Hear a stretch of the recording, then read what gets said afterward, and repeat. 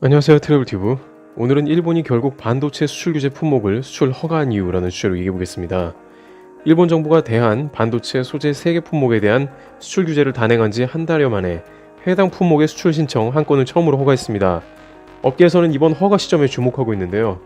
일본 정부가 지난달 수출 통제에 들어가고 나서 한국 반도체 기업을 상대로 포토 레지스트 수출 허가를 한 것은 이번이 처음입니다. 따라서 일단 업계에서는 이번 사례를 통해 향후 반도체 관련한 기업들의 생산시설을 대상으로 한 일본 기업의 수출이 이전과 달리 크게 변함없이 진행될 수 있을지 관심을 기울이고 있습니다. 스가 관방장관은 안보에 우려가 없는 품목에 대해 수출 허가를 한 것이라고 밝혔습니다. 그렇지만 여러 방면의 관계자들은 이것으로 마음을 놓을 수는 없기 때문에 다양한 해석을 하고 있는데요.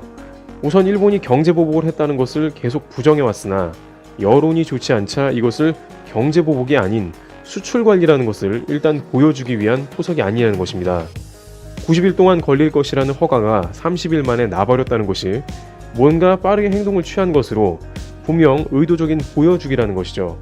한편으로는 한국의 거센 불매운동 역시 일본에 굉장한 부담감으로 작용한 걸로 보입니다.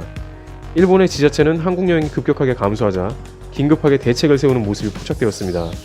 또한 업계에서는 아무래도 삼성전자 같은 초대형 글로벌 반도체 업체가 급격하게 소재를 다변화 혹은 국산화하는 것에 대한 조치라고 추측하고 있습니다.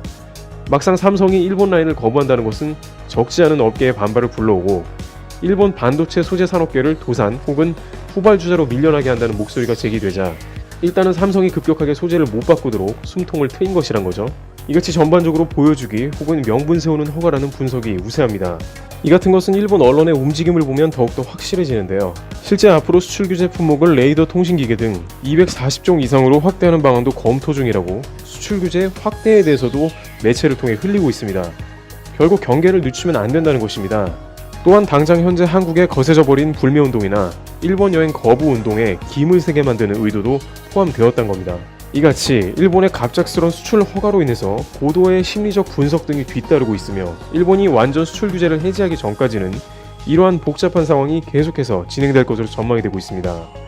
또한 공급자의 위치를 일본이 쥐고 있기 때문에 이러한 수출 규제 품목에 대한 확대 혹은 일정 부분 허가를 번갈아 하면서 일본 정부가 수출 규제에 고삐를 쥐고 가겠다는 의중을 보여준 것으로도 보입니다. 업계에서는 일본이 쥐었다 놨다를 반복할 것이고 상황에 따라 수출 규제를 강화할 가능성을 절대 배제할 수 없는 상황이기 때문에 지금 같은 수출 허가에 희비가 엇갈려서는 안 된다는 의견을 피력하고 있습니다.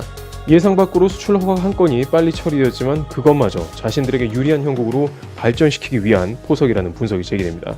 트래블튜브 여기서 마치겠습니다. 감사합니다.